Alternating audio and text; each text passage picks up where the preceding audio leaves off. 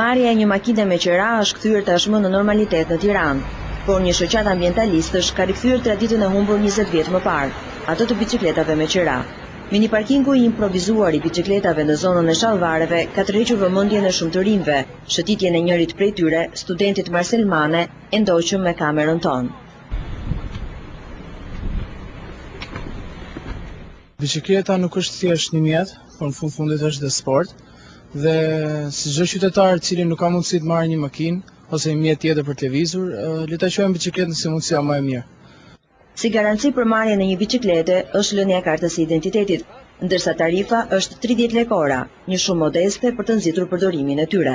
Do ndikoj për një ajër më të pastër, do ndikoj që qytetarët të lëvizin më lirshëm në një aspekt më praktik të lëvizjes, duke mbaruar ato punët e përditshme në një kohë më të shkurtër, pa shumë shpenzime.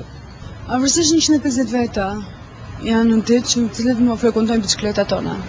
Para viteve 90, biçikleta përdorej në masë, në fakt për shkak të mungesës së makinave. Megjithatë, në Tiranë nuk është e vështirë të gjesh edhe nostalgjik, si ky 72 vjeçar që e përdor të njëjtën biçikletë për 3 dekada e gjysmë me radhë. Kam mbi 35 vjet. Se preferoni biçikletën?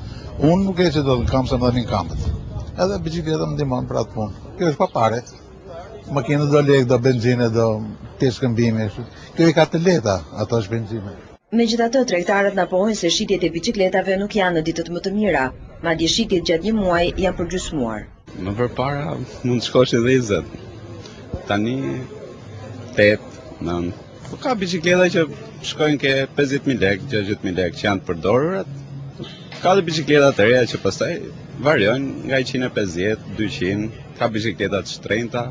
Pavarësisht shitjeve të pakta, të përdorësh një biçikletë kushton më lirë në të gjitha drejtimet.